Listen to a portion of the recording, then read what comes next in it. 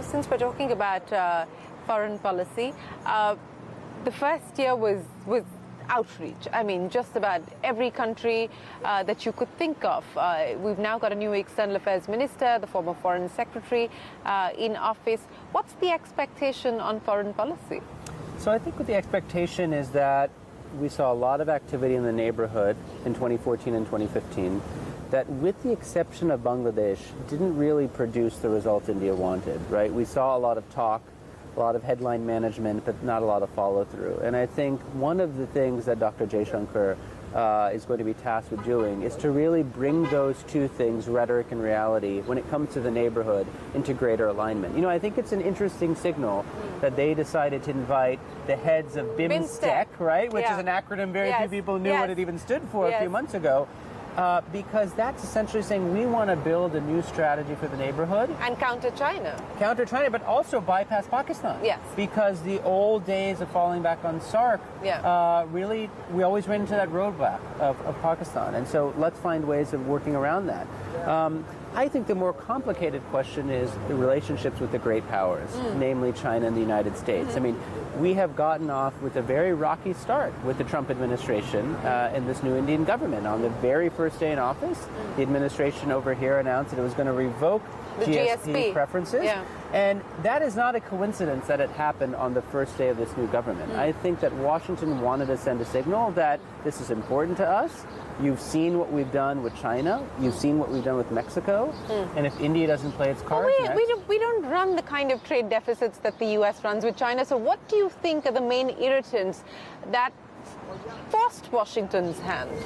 Look, my own personal view is that the U.S. government has operating according to a kind of erroneous judgment. If you believe your own rhetoric about the Indo-Pacific strategy and the need to create a strong and prosperous India, you would not take a move like you did this. Yeah. But I think, unfortunately, with this president and this White House, it has become extremely transactional. And the trade deficit has become the prism through which everything is seen. So they say trade deficit, increasing tariff barriers, increasing non-tariff barriers, data localization, everything that screams, we're not necessarily so interested in foreign investment, we're interested in helping prop up domestic business. And so I think, privately, people in the White House have said, on our to-do list when it comes to trade, after we're done with China and Mexico, India is next. And so I think this is a sign that not all is well in the bilateral relationship between these two large democracies. So what should India, you think, be mindful of? I mean, I think the easy thing, and President Trump brings up the Harley example just about every time that he talks about India. I mean, it's India and then it's Harley. The easy thing would be to give him Harley. I mean, bring down the duty to 0% if need be. You think that would satisfy the U.S.? I think what countries who have learned to navigate this White House effectively have come up with precisely these strategies, that they pick one or two focal point issues and they give the U.S. president a win. And that allows him then to go on social media and to go to his base and to basically declare victory. And so I think that's really what he's looking for. I mean, even with the recent tensions with Mexico, it's not even clear what concessions Mexico made, but they were likely to be pretty small in the larger scheme of things. But then he can say, we have a deal. We've gone forward. So you create a crisis, and then you create a resolution to the crisis. And so all on social media. And all on social media. And so I think, Indian diplomats could really, I think, take a page from how some of these other countries have managed to navigate this White House. Let me end then by asking you, Milan, since we're talking about the power of social media and how clearly, whether it's President Trump or Prime Minister Modi, how they've really used mainstream media, but also social media so effectively during the course of not just the campaign, but governance. I mean, how's this changing, the way that politicians engage with their constituencies and governance in general? I mean, I think you're seeing campaigns get totally turned inside out. The old idea of retail campaigns where you spend all your time doing these village road shows and these large convoys. Part of that will exist for performance reasons, but really the battle is being fought on WhatsApp and it's being fought online. And if you go to Silicon Valley and you talk to any major tech company, Google, Facebook, Twitter, WhatsApp, they will tell you that the number one country that is ground zero for fake news and disinformation is not the United States. No, it's India. It's India. And I think this should be a big concern for people who care about Indian democracy, because part of the beauty of some of these platforms is that they're decentralized. Yeah. But that also is the big challenge, right? It's something like WhatsApp gets out of control, and it's so easy for fake news to spread like wildfire. But I think the BJP has had a significant first mover advantage. I would actually expect that that advantage is going to close as other parties start to mimic what the BJP has done. We saw in our own country where President Obama pioneered this idea of crowdsourcing fundraising, small donations using social media, using technology.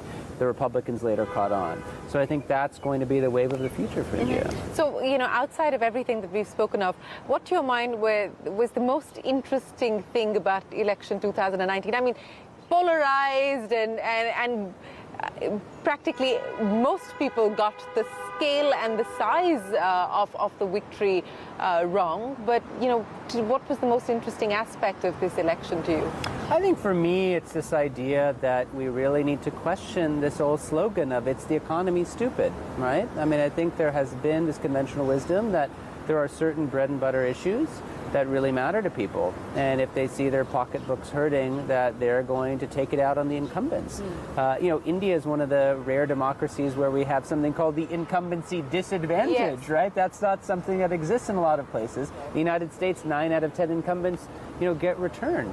And so I think what it signals is that people have huge aspirations, but they also have such enormous faith in one man. Namely Prime Minister Modi, that they're willing to say, I may have suffered, but I believe that a better horizon is out there. And so that's really quite something. I think his ability to say, I can't undo 65 years of history in 5 years, really struck a chord, because it kind of showed to everybody that for so long, politics has been dominated by one party and one set of forces. And how can we change horses in midstream after just 5 years? And I think for that is, you know, really a sense that the voter perhaps has more patience than we gave him or her credit for. Are we now headed back into an era of single-party hegemony? Well, I think it's clear that we've entered a new party system now. It is the second dominant party system, and there are plenty of evidence for that. One is not just the size of this mandate, it's the fact that in 2020, if trends continue, the NDA will get a majority in the upper house of parliament. We've seen them methodically expand their footprint at the state level. They now have more MLAs than the Congress, and they've broken into territory which was completely off limits to them, namely Bengal, Odisha, Telangana. And so they now represent, the BJP represents an existential threat to every political party in India. Absolutely. Not just the Congress, not just the Hindi belt parties, but the regional parties. I mean, if you look at Indian politics over the past 6 or 7 election cycles, there's a simple rule of thumb.